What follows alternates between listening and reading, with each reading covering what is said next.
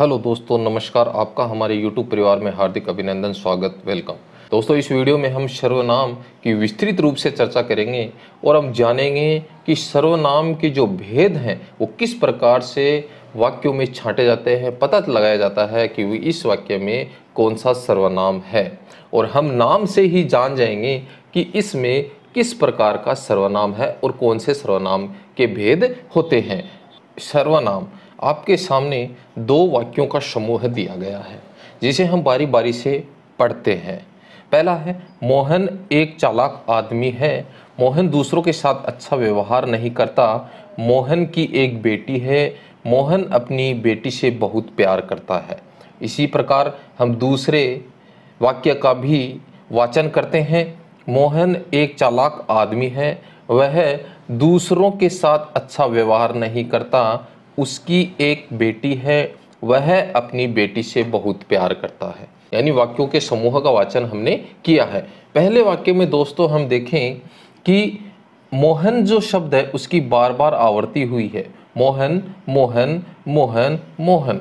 और हम दूसरे वाक्य में देखेंगे कि मोहन शब्द एक बार आया है।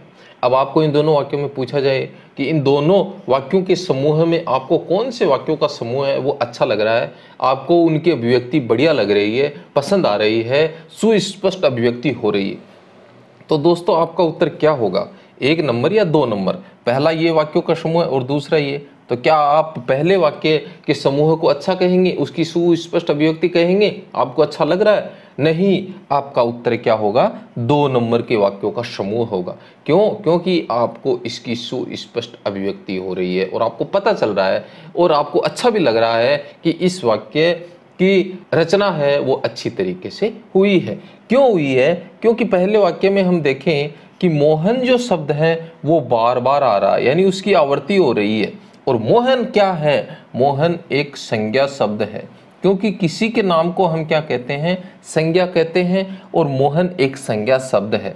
इसकी बार बार आवृत्ति होने से, हर वाक्य में मोहन शब्द आने से यहाँ पर इसकी सुस्पष्ट अभिव्यक्ति हमें नहीं हो रही, यानी ये अच्छा नहीं लग रहा हमें। लेकिन दूसरे वाक्य में हम देखें मोहन एक बार आया और ये मोहन संज्ञा शब्द है, लेकिन एक बार आने से दूसरे वाक्य में हम देखें तो उसके स्थान पर दूसरा वर्ड आया। तीसरे वाक्य में भी देखें तो मोहन के स्थान पर तीसरा वर्ड आया, और चौथे वाक्य में भी देखें तो मोहन के स्थान पर अलग शब्द आया। यानी ये जो शब्द आ रहा है, संज्ञा शब्द के स्थान पर जो ये शब्द आ रहा है वो क्या है, सर्वनाम है। क्योंकि यहाँ पर हम देखें कि इसकी पुनरावृत्ति को क्या किया गया है, रोका गया है। किसकी पुनरावृत्ति को रोका गया है? संज्ञा शब्द की पुनरावृत्ति को यहाँ पे रोका गया। यानी मोहन जो एक संज्ञा शब्द है इसकी पुनरावृत्ति को यहाँ पे रोका गया, और रोकने के लिए यहाँ पर दूसरे शब्द का इस्तेमाल किया गया, प्रयोग किया गया, और ये क्या है, सर्वनाम है। यानी संज्ञा के स्थान पर प्रयुक्त होने वाले शब्दों को क्या कहेंगे, सर्वनाम कहेंगे। और सर्वनाम शब्दों का वाक्य में प्रयोग क्यों किया जाता है? यानी संज्ञा की पुनरावृत्ति को रोकने के लिए यहाँ पर सर्वनाम शब्दों का प्रयोग किया जाता है। जैसे इन वाक्यों में, फर्स्ट वाक्य में हमने देखा, सेकंड वाक्य में उसकी आवृत्ति को रोका गया और उसके स्थान पर सर्वनाम शब्दों का प्रयोग किया गया।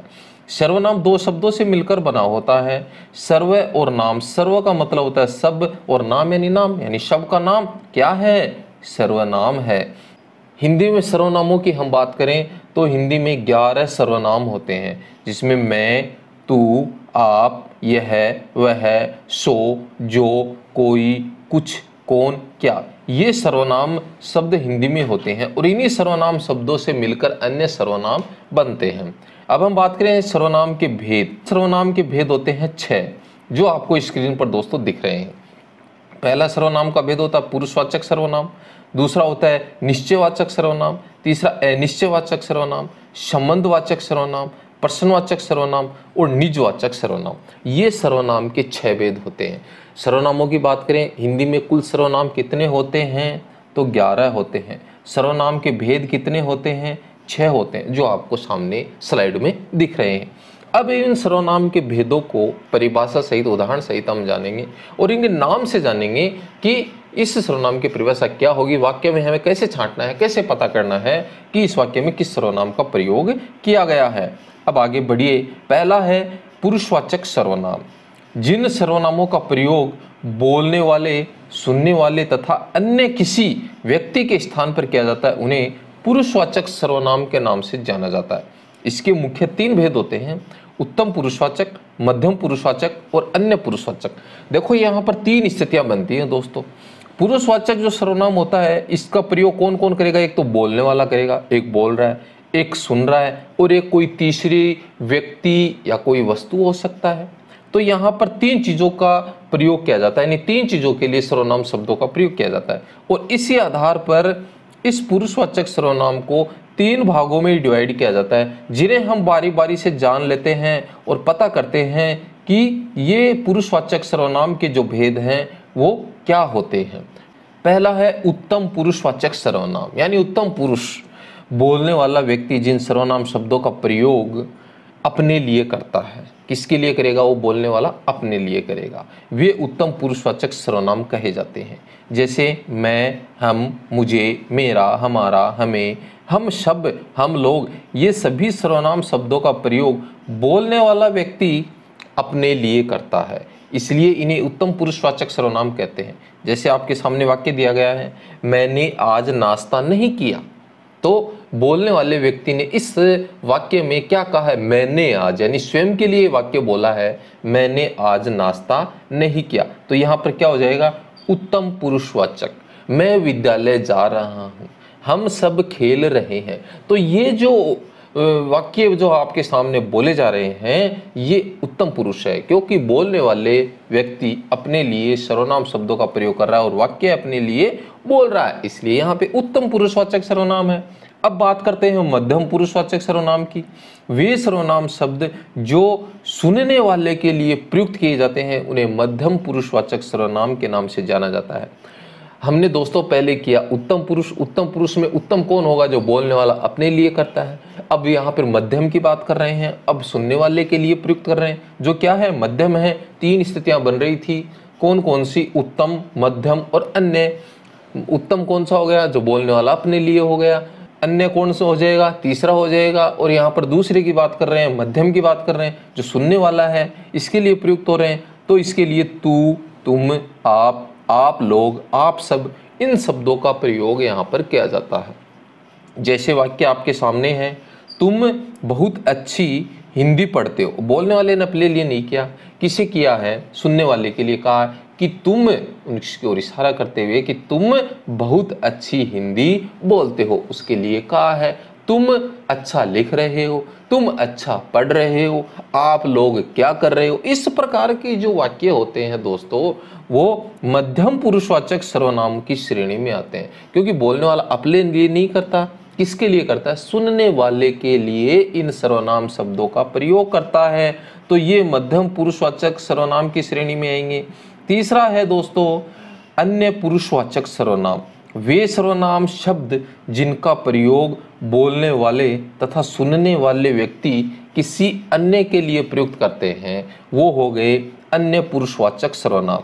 अब देखिए इसी परिभाषा में हम देख लेते हैं। बोलने वाला अपने लिए करेगा तो कौन से हो जाएगा? उत्तम हो जाएगा। सुनने वाले के लिए प्रयुक्त करेगा तो मध्यम हो जाएगा। अब ये दोनों ही नहीं रहेंगे और कोई कौन आ जाएगा यहाँ पे? अन्य कोई व्यक्ति आ जाएगा, तो यह व्यक्ति वस्तु हो जाएगी, तो वहाँ पर उसके लिए इन सर्वनाम शब्दों का प्रयोग कर लेंगे। तो ये वो क्या हो जाएगा? अब ये कौन से होते हैं? वह, वे, उन्हें, उसे, इसे, उसका, इसका, ये जो सर्वनाम शब्द होते हैं वो अन्य पुरुषवाचक की श्रेणी में आते हैं।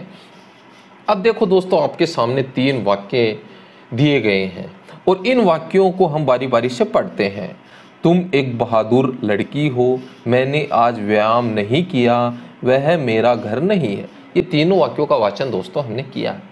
तो अब हमने पुरुषवाचक सर्वनाम को ध्यान से पढ़ा है, समझा है और वाक्यों के एग्जाम्पल भी हमने देखे हैं और उनमें सर्वनाम के भेद ही बताए हैं। ये 3 वाक्य दोस्तों आपको दिए गए हैं और आपको बताना है, कमेंट्स करना है कि इन वाक्यों में कौन कौन से सर्वनाम के भेद हैं, किस में। आपको कमेंट्स करके आप कमेंट्स के माध्यम से बताएंगे, हमें पता चल सके दोस्तों कि हमारे दोस्तों को समझ में आ रहा कि नहीं आ रहा, कितना समझ में आ रहा, हमारी वीडियो आपको पसंद आ रही है कि नहीं आ रही।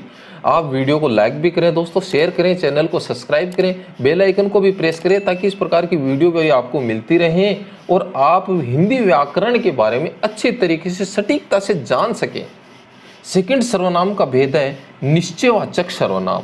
निश्चय यानी जिन सर्वनाम शब्दों से किसी निश्चित व्यक्ति या वस्तु का बोध हो जाता है वो क्या होंगे, निश्चयवाचक सर्वनाम होंगे। जैसे यह, वह, इस, उस, ये, वे। अब ये जो सर्वनाम शब्द है दोस्तों, ये ऐसे सर्वनाम शब्द है जो हमें किसी निश्चित व्यक्ति या वस्तु का बोध कराते हैं। इनमें किसी व्यक्ति या वस्तु की ओर क्या किया जाता है, इशारा किया जाता है। जैसे यह है आपकी घड़ी है, अब घड़ी की ओर इशारा करके कहा गया कि यह है या वह है आपकी क्या है, घड़ी है। अब यहाँ पर यह है और वह अगर आ जाता है तो वो क्या हो जाता है, निश्चयवाचक सर्वनाम हो जाता है। यह आपका घर है, यह आपका खेत है, वह आपका खेत है। तो ये सब क्या है, ये निश्चयवाचक सर्वनाम है, क्योंकि यहाँ पर किसी निश्चित व्यक्ति या वस्तु की ओर इशारा हो रहा है, पता चल रहा है कि ये निश्चित चीज है। अब इस निश्चित व्यक्ति या वस्तु का बोध हुआ यानी घड़ी निश्चित रूप से है, तो यहाँ पर निश्चयवाचक सर्वनाम शब्द होगा। अब नेक्स्ट है अनिश्चयवाचक सर्वनाम। जिन सर्वनाम शब्दों से किसी निश्चित व्यक्ति या वस्तु का बोध नहीं होता उसे अनिश्चयवाचक सर्वनाम कहते हैं, क्योंकि यहाँ पर ए जुड़ा हुआ है। अगर ए नहीं जुड़ा हुआ तो निश्चित हो जाता, निश्चित व्यक्ति या वस्तु का बोध होता। ए जुड़ गया तो निश्चित व्यक्ति या वस्तु का बोध नहीं होगा। वे कौन से सर्वनाम शब्द होंगे, कोई, कुछ, किसी। ये अनिश्चयवाचक सर्वनामों की श्रेणी में आएंगे। ये वाक्य किस प्रकार से होंगे, वहाँ कोई तो था, वहाँ कौन था। अब ये वाक्य देखो कैसे हैं, पता नहीं चल रहा हमें, निश्चित व्यक्ति या वस्तु का बोध नहीं हो रहा। वहाँ कोई तो था, अब कोई था, कौन था पता नहीं है दोस्तों। वहाँ कौन था ये भी हमें निश्चित पता नहीं चल रहा कि कौन व्यक्ति था, कोई वस्तु था। अब देखिए दोस्तों, इनमें क्या होता है, अनिश्चयवाचक सर्वनाम वाले जो शब्द होते हैं उनमें अनिश्चितता की स्थिति बनी रहती है कि हम निश्चित नहीं कर पा सकते हैं कि क्या है वहाँ पे। एक वाक्य और आपके सामने है, कुछ गड़बड़ है। अब क्या गड़बड़ है पता ही नहीं, गिलास में कुछ गिरा हुआ है, क्या गिरा हुआ है, तिनका गिरा हुआ है, क्या गिरा हुआ है पता नहीं है दोस्तों। तो ये होते हैं अनिश्चयवाचक सर्वनाम जिनमें अनिश्चितता की स्थिति बनी रहती है। नेक्स्ट है प्रश्नवाचक सर्वनाम। जिन सर्वनाम शब्दों से प्रश्न का बोध होता है उन्हें प्रश्नवाचक सर्वनाम कहते हैं। जैसे कौन, क्या, किसकी आदि ये प्रश्नवाचक सर्वनाम होते हैं। ये प्रश्नवाचक सर्वनाम शब्द जब वाक्य में प्रयोग किए जाते हैं तो वाक्य एक प्रश्न बन जाता है। जैसे राम के पिता का क्या नाम है, क्या आया, यहाँ पर प्रश्नवाचक सर्वनाम आया और वाक्य क्या बन गया, प्रश्नवाचक बन गया। यानी प्रश्नवाचक जो चिन्ह का प्रयोग जब किया जाता है तो प्रश्नवाचक सर्वनाम की श्रेणी में आ जाएगा। यह पुस्तक किसकी है, भारत के प्रधानमंत्री कौन है, इस प्रकार के जो वाक्य होते हैं वो प्रश्नवाचक की श्रेणी में आएंगे। नेक्स्ट है संबंधवाचक सर्वनाम। जिन सर्वनाम शब्दों से दो अलग अलग बातों या वाक्यों के बीच संबंध का बोध होता है उन्हें संबंधवाचक सर्वनाम की श्रेणी में रखा जाता है। जैसे जो, सो, जिसकी, उसकी, जितना, उतना, ये जो शब्द हम देखें वाक्य में तो हमें संबंधवाचक सर्वनाम की ओर टिक कर देना, इशारा कर देना है। जैसे वाक्य आपके सामने है दोस्तों, जो मेहनत करेगा सो पास होगा। ये दो वाक्य थे, दो अलग अलग चीज़ें थी, दो अलग अलग बातें थी और ये जो और सो से जुड़ी हुई हैं, इनके बीच में संबंध को स्थापित करती हैं, इसीलिए ये संबंधवाचक सर्वनाम है। नेक्स्ट वाक्य आपके सामने है, जितना गुड़ डालोगे उतना मीठा होगा। तो ये भी दोनों स्थितियाँ जितना और उतना से क्या हैं, जुड़ी हुई हैं, इसलिए यहाँ पर संबंधवाचक सर्वनाम है। अब हमारे सामने नेक्स्ट और लास्ट जो सर्वनाम का भेद है दोस्तों वो है निजवाचक सर्वनाम। जिन सर्वनाम शब्दों का प्रयोग कर्ता स्वयं के लिए करता है उन्हें निजवाचक सर्वनाम की श्रेणी में रखा जाता है। अब देखिए दोस्तों, यहाँ पर आपके मन में एक डाउट आ रहा होगा कि पुरुषवाचक जो सर्वनाम होता है उसमें बोलने वाला व्यक्ति अपने लिए करता है। तो आपके मन में डाउट आ रहा होगा थोड़ा यहाँ पर, लेकिन ये डाउट अब दोस्तों क्लियर हो जाएगा, क्योंकि पुरुषवाचक सर्वनाम शब्द में हमने देखा कि उत्तम पुरुषवाचक जो सर्वनाम होते हैं वो बोलने वाला व्यक्ति उनमें अपने लिए करता है, लेकिन वहाँ पर क्या मिलेंगे हमें, मैं मिलेगा। और मैं, हम, जो हम, मैं का क्या होता है, बहुवचन होता है। मैं, हम, मुझे, ये इस प्रकार के सर्वनाम शब्द वहाँ वाक्य में देखने को मिलेंगे। लेकिन यहाँ पर हमें निजवाचक में क्या मिलेंगे, आप, अपना, स्वयं, ये भी सर्वनाम शब्दों के साथ में जुड़े हुए मिलेंगे वाक्य में। तो हमें वहाँ पर एक चीज़ ये ध्यान में देनी है, ध्यान से देखनी है, क्या निजवाचक सर्वनाम शब्दों का प्रयोग यहाँ पे हुआ है, क्या आप अपना स्वयं आए हैं? देखिए आगे वाक्य में आप जान जाएंगे। मैं अपना खाना बना रहा हूँ।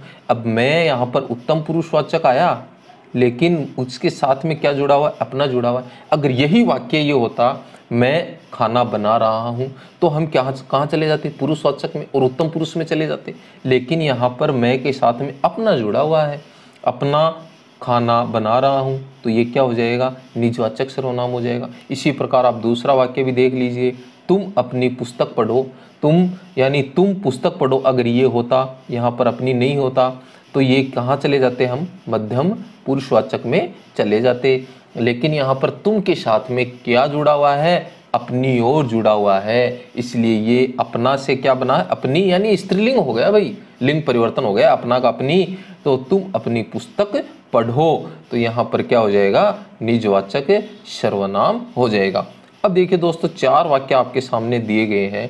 मुझे कुछ नहीं मिला, तुम जो बोलोगे मैं वैसा ही करूँगा, तुम्हें क्या चाहिए? वह स्वयं स्कूटी से स्कूल चली जाती है। ये 4 वाक्य दोस्तों आपके सामने दिए गए हैं। हमने सर्वनाम को डिटेल से जाना है, उनके बारे में पढ़ा है, परिभाषाएं पढ़ी हैं, वाक्यों को ध्यान से सीखा है हमने कि इसमें कौन सा सर्वनाम है और कौन सा सर्वनाम का भेद है।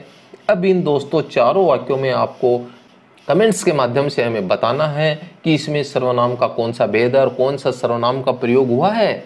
आप कमेंट्स करें, बताएं हमें कि हमारे किन किन दोस्तों को यह वीडियो में जो डिटेल से बताई गई बातें अच्छी तरीके से ग्रहण की हैं, पता चल सकें, ताकि आपको ये चीज़ें बार बार पढ़नी नहीं पड़े, आपको एक ही वीडियो में ये सब कुछ मिल जाए। दोस्तों वीडियो आपको ज़रूर अच्छी लगी होगी। आप कमेंट्स करें, जो आपको 4 ये वाक्य दिए गए हैं इनके बारे में। आप वीडियो को लाइक करें, शेयर करें, चैनल को सब्सक्राइब करें, बेल आइकन को प्रेस करें, ताकि इस प्रकार की वीडियो आपको मिलती रहे और हमें पता चल सके हमारी वीडियो हमारे दोस्तों को पसंद आ रही है, आप हमारे यूट्यूब परिवार के सदस्य बन सकें।